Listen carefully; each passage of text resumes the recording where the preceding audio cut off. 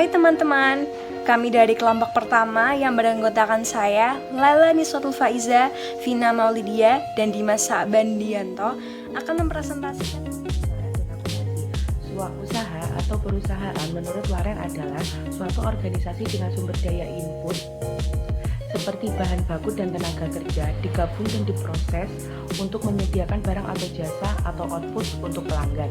Nah, tujuan dari kebanyakan perusahaan adalah untuk memaksimalkan keuntungan yang akan diraih. Keuntungan atau laba atau profit adalah selisih antara uang yang diterima dari pelanggan atas barang atau jasa yang dihasilkan dengan biaya yang dikeluarkan untuk input yang digunakan untuk menghasilkan barang atau jasa. Nah, ada juga perusahaan non-laba atau non-profit yang hanya bertujuan untuk memberikan manfaat terhadap masyarakat tanpa mementingkan keuntungan, seperti perusahaan yang melakukan penelitian di bidang kesehatan dan perlindungan terhadap alam. Selanjutnya kita membahas tentang jenis-jenis usaha. Jenis-jenis usaha itu dibagi menjadi 3. Yang pertama usaha jasa, usaha dagang, dan usaha manufaktur. Nah, untuk usaha jasa adalah perusahaan yang bergerak dalam menjual jasa. Perusahaan yang menyediakan berupa pelayanan, memberikan keindahan dan kesenangan pada konsumen. Contoh Uber, Gojek, dan Grab, terus bengkel, sewa mobil, sewa tenda, kursus komputer, dan lain-lain. Nah, untuk yang kedua itu ada usaha dagang. Nah, usaha dagang sendiri menjual produk yang diperoleh dari pihak lain ke pelanggan. Perusahaan dagang menurut Bahri adalah perusahaan yang kegiatannya menjual barang dan tidak mengubah bentuk dari barang yang dijual tersebut. Contohnya seperti Lazada, Tokopedia, Indomaret, dan Hypermart. Nah, untuk yang ketiga itu ada usaha manufaktur. Nah, mengubah input dasar menjadi produk yang dijual ke pelanggan. Contohnya seperti Astra Internasional itu biasa membuat mobil, kendaraan, dan lain-lain. Dan usaha Indofood Sukses Makmur atau mie instan, makanan, dan lain-lain.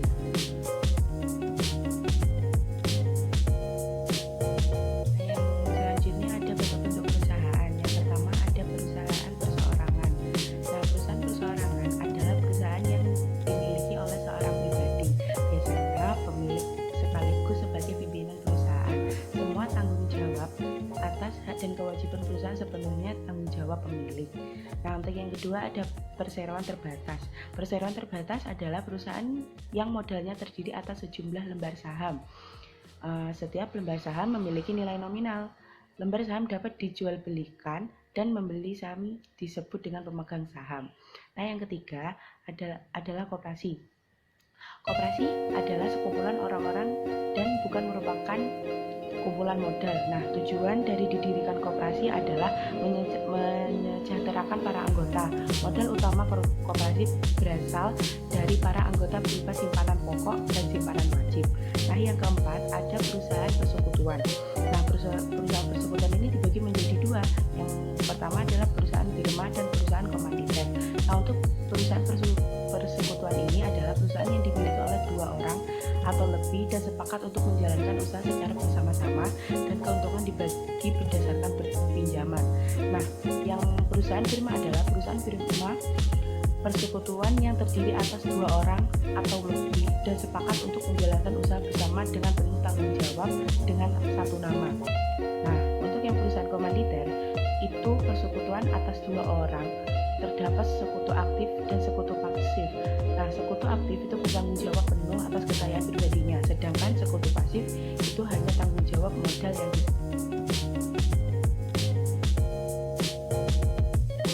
Nah, yang selanjutnya adalah standar akuntansi keuangan di Indonesia itu dibagi menjadi 5. Yang pertama itu adalah PSAK IFRS. Nah, untuk PSAK IFRS adalah pernyataan standar akuntansi keuangan adalah standar praktik akuntansi yang digunakan Indonesia yang disusun dan diterbitkan oleh Dewan Standar Akuntansi Keuangan yang dibentuk oleh Ikatan Akuntan Indonesia. Nah, standar ini adalah aturan baku yang mengatur pencatatan, penyusunan, perlakuan, dan penyajian laporan keuangan dan digunakan untuk entitas perusahaan yang memiliki akuntabilitas publik, yaitu entitas terdaftar atau dalam proses pendaftaran di pasar modal atau entitas fidusia, contohnya seperti perusahaan publik asuransi, perbankan, BUMN. Pada tahun 2015 PSAK resmi mengadopsi standar pelaporan keuangan internasional atau IFRS yang merupakan kelanjutan dari International Accounting Standard yang banyak dipakai sebagai standar akuntansi negara lain. Nah, yang kedua itu ada SAK ETAP. Nah, standar akuntansi keuangan untuk entitas tanpa akuntabilitas publik atau SAK-ETAP dimaksudkan untuk digunakan atau entitas tanpa akuntabilitas publik, entitas yang tidak memiliki akuntabilitas publik signifikan dan menerbitkan laporan keuangan untuk tujuan umum atau general purpose financial statement bagi pengguna eksternal. Nah, yang ketiga itu ada standar akuntansi syariah atau SAS. Nah, standar akuntansi syariah ini yang ditujukan untuk entitas melakukan standar akuntansi syariah maupun lembaga non syariah. Pengembangan SAS dilakukan dengan mengikuti model SAK umum, namun berbasis syariah dengan mengacu kepada fatwa MUI. SAS ini mencakup kerangka konseptual penyajian laporan keuangan syariah, akuntansi murabahah, musyarakah, mudharabah, salam istisna. Nah, yang selanjutnya yang keempat ada SAK EMKM atau Export Draft Standar Akuntansi Keuangan Entitas Mikro Kecil dan Menengah atau EDSAKM disusun untuk memenuhi kebutuhan pelaporan keuangan entitas mikro kecil dan menengah. Nah, untuk yang kelima ada standar akuntansi pemerintah atau SAP. Standar akuntansi pemerintah atau SAP adalah aturan baku yang dibuat oleh Komite Standar Akuntansi Pemerintah atau SAP. Aturan ini adalah prinsip-prinsip akuntansi yang diterapkan dalam menyusun dan menyajikan laporan keuangan pemerintah yang terdiri atas laporan keuangan pemerintah pusat LKPP dan laporan keuangan pemerintah daerah atau LKPD.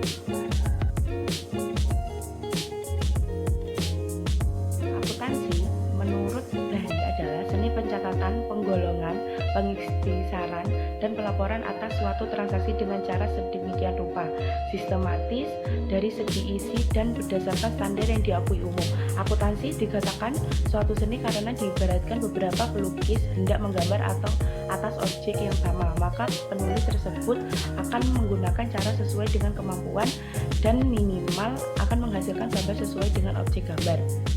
Nah, untuk perusahaan akuntansi dasar juga disebut persamaan neraca, merupakan hubungan antara aset, kewajiban, dan ekuitas pemilik. Dari sebuah bisnis, ia adalah dasar untuk membuka perpasangan. Untuk setiap transaksi, total debit sama dengan total kredit. Persamaan ini merupakan bagian dari analisis transaksi model yang ditulis dengan pemilik ekuitas sama dengan kontribusi modal ditambah laba ditahan. Nah, saldo laba sama dengan laba bersih dikurangi dividen. Pendapatan bersih sama dengan pendapatan biaya. Persamaan yang dihasilkan dari membuat situasi dalam persamaan dasar akuntansi. Transaksi bisnis merupakan sebuah kejadian yang bernilai ekonomis yang dilakukan dan dijalani perusahaan serta menyebabkan perubahan kondisi perusahaan, terutama kondisi keuangan. Jenis-jenis transaksi bisnis ada dua macam, yaitu transaksi bisnis eksternal dan internal. Di mana transaksi eksternal segala transaksi atau kejadian bisnis yang berhubungan dengan pihak di luar perusahaan. Contohnya pembelian bahan baku produk, pembelian perlengkapan untuk menjalankan usaha, pembayaran untuk sewa gedung. Transaksi bisnis internal adalah segala transaksi atau kejadian ekonomis yang berhubungan dengan pihak di dalam perusahaan. Contohnya pembayaran gaji pegawai, penggunaan perlengkapan perusahaan, serta pemanfaatan nilai guna mesin. Berdasarkan sumbernya, di mana sumbernya ada dua macam, yaitu transaksi usaha dan transaksi modal. Di mana transaksi usaha segala transaksi atau kegiatan ekonomi yang berkaitan dengan kegiatan usaha atau operasional perusahaan. Transaksi modal segala transaksi atau kegiatan ekonomi yang berkaitan dengan modal perusahaan. Bukti transaksi ada dua macam, yaitu bukti transaksi internal dan bukti transaksi eksternal. Di mana transaksi internal yang digunakan dalam internal perusahaan. Biasanya perusahaan memiliki format dan macam-macam bukti tersendiri yang berkaitan dengan kebutuhannya masing-masing. Transaksi eksternal merupakan bukti transaksi yang mencatat transaksi yang terjadi antara perusahaan dengan pihak luar perusahaan, di mana transaksi eksternal ini memiliki ciri-ciri yaitu yang pertama faktur, yang kedua kwitansi, yang ketiga nota debit, dan selanjutnya nota kredit, cek, biliet giro, bukti kas masuk dan kas keluar. Pengaruh transaksi bisnis dalam akuntansi. Sebagai kejadian ekonomi, tentunya transaksi bisnis memiliki pengaruh dalam akuntansi. Pengaruh transaksi bisnis ini akan berimbas pada terjadinya perubahan ketiga unsur dasar persamaan akuntansi, di mana ketiga unsur itu yaitu aset, kewajiban, dan modal. Pengertian laporan keuangan. Secara umum, laporan keuangan adalah berkas yang berisi pencatatan uang. Maksudnya adalah laporan yang berisi segala macam transaksi yang melibatkan uang, baik transaksi pembelian maupun penjualan dan kredit. Laporan keuangan dibuat semata untuk mengetahui kondisi finansial perusahaan, sehingga pihak atasan bisa mengevaluasi dengan tepat jika kondisi keuangan usaha mengalami masalah. Jenis-jenis laporan keuangan. Yang pertama, laporan laba rugi, di mana berkas yang di dalamnya berisi data-data pemasukan dan pengeluaran perusahaan. Jika lebih banyak pemasukan dibanding pengeluaran, maka disebut laba perusahaan. Laporan arus kas, berisi data terkait arus keluar, maksudnya masuknya uang perusahaan dalam periode tertentu. Tujuannya laporan ini untuk mengetahui perputaran keuangan. Laporan perubahan modal, di mana berisi tentang data-data modal perusahaan. Biasanya laporan ini juga dibuat untuk periode tertentu, bisa 6 bulan atau 1 tahun. Selanjutnya, laporan neraca, berisi data-data keuangan perusahaan yang lebih detail dibandingkan laporan sebelumnya. Selanjutnya, catatan atas laporan keuangan. Catatan atas laporan keuangan mengacu pada informasi tambahan pada informasi tambahan yang membantu menjelaskan bagaimana perusahaan sampai pada angka laporan keuangannya. Laporan laba rugi. Laporan laba rugi ada dua macam, yaitu yang pertama single step dan kedua multi step. Di mana laba rugi single step adalah laporan keuangan yang menyajikan pendapatan, pengeluaran, dan pada akhirnya laporan laba rugi yang dihasilkan oleh bisnis. Di mana untuk laporan laba rugi multiple step berisi lebih banyak informasi umum daripada yang disertakan dalam laporan laba rugi single step. Tetapi laporan ini menggunakan banyak persamaan untuk menentukan keseluruhan perhitungan laba rugi, di mana langkah-langkah untuk menggunakan 3 formula akuntansi yang berbeda untuk mengetahui nilai akhir pada laba bersih, yaitu yang pertama, laba kotor sama dengan penjualan bersih kurangi biaya barang terjual. Yang kedua, pendapatan operasi sama dengan laba kotor kurang beban operasi. Yang ketiga, penghasilan bersih sama dengan penghasilan operasi plus item non operasi. Saya akan mempresentasikan tentang analisis dan interpretasi keuangan. Laporan keuangan itu meliputi laporan laba rugi, neraca, laporan arus kas, dan laporan perubahan ekuitas. Nah, definisi dari analisis dan interpretasi keuangan itu adalah menentukan arti dan makna dari data laporan keuangan. Nah, analisis dan interpretasi ini saling berhubungan. Kenapa? Karena interpretasi mustahil dilakukan tanpa analisis, dan tanpa interpretasi, analisis tidak akan berguna. Jadi sebenarnya analisis dan interpretasi itu adalah langkah terakhir dalam 4 langkah utama dalam akuntansi. Yang pertama adalah analisis semua transaksi untuk menentukan akun yang akan didebit atau dikredit.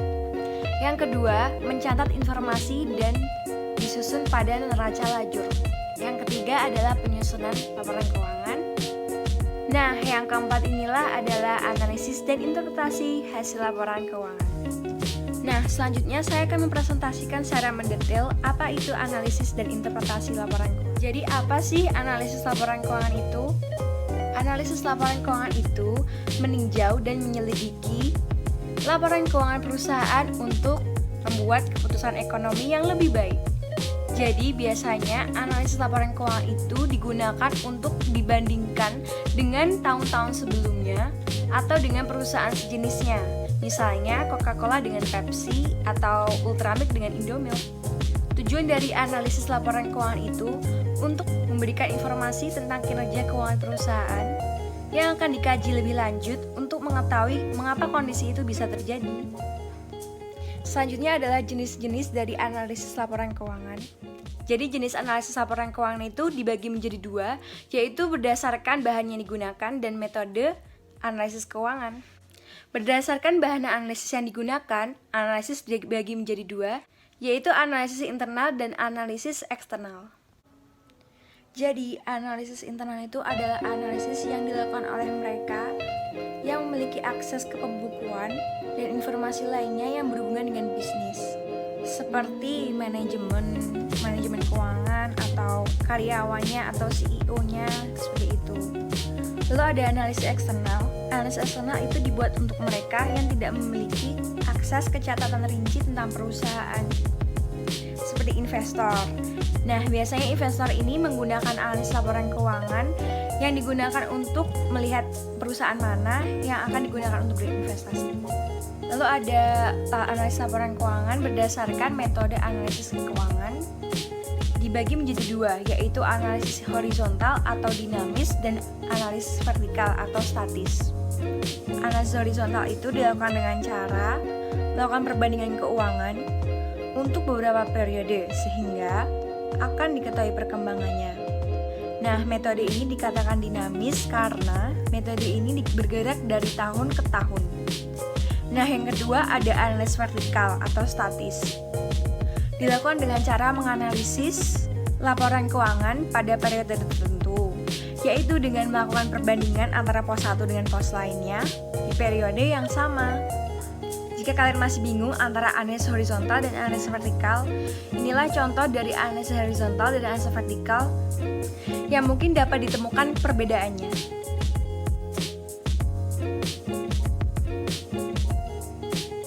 Selanjutnya, saya akan mempresentasikan tentang interpretasi laporan keuangan. Jadi, interpretasi laporan keuangan itu mengacu pada pemahaman yang ditunjukkan pada laporan keuangan. Jadi, ini sangat penting karena diperlukan untuk mengambil tindakan di masa depan untuk memastikan kesehatan keuangan itu berada pada tingkat yang diinginkan. Jadi, interpretasi rasio keuangan ini dilakukan melalui analisis rasio. Itulah mengapa dari awal saya sudah mengatakan bahwa analisis laporan keuangan dan interpretasi laporan keuangan itu saling berhubungan satu sama lain. Analisis rasio keuangan.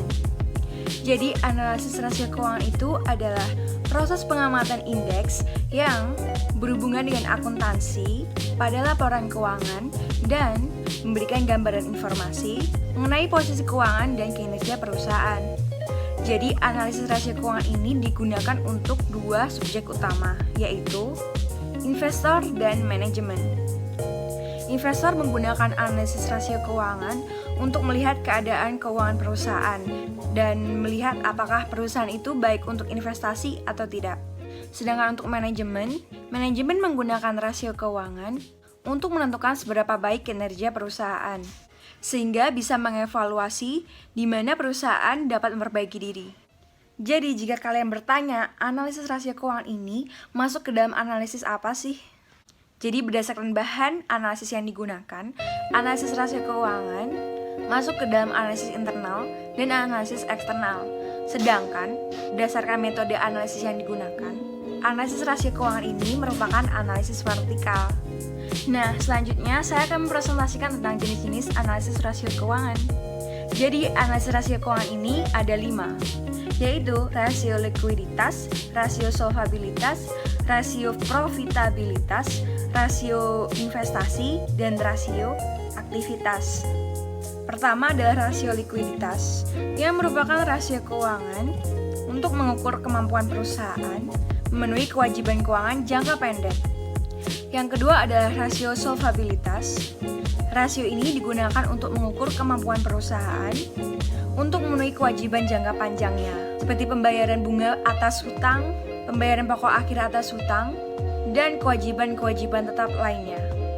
Nah, untuk yang tadi rasio likuiditas itu untuk jangka pendek. Biasanya jangka pendek itu kurang dari 1 tahun. Nah, yang untuk solvabilitas itu jangka panjang. Biasanya jangka panjang itu lebih dari 1 tahun. Nah, yang ketiga ada rasio profitabilitas yang digunakan untuk mengetahui kemampuan perusahaan untuk mendapatkan laba atau profit dari pendapatan terkait penjualan aset dan ekuitas berdasarkan dasar pengukuran tertentu. Nah, yang keempat ada rasio aktivitas untuk menilai efisiensi atau efektivitas perusahaan dalam pemanfaatan sumber daya atau aset yang bisa disebut aktiva yang dimiliki oleh suatu perusahaan. Nah, yang kelima atau terakhir adalah rasio investasi. Digunakan untuk mengukur kemampuan perusahaan dalam memberikan kembalian atau imbalan kepada pemberi dana, khususnya investor yang ada di pasar modal dalam jangka waktu tertentu. Nah, selanjutnya saya akan memberikan rumus-rumus tentang rasio keuangan.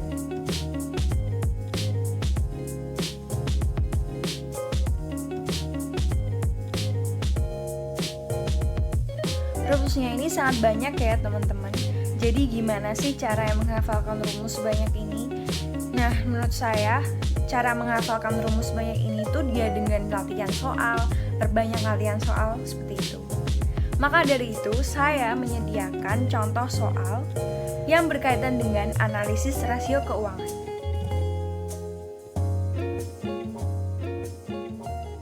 Sebagai penutup, saya akan memberikan perbedaan antara analisis dan interpretasi laporan keuangan.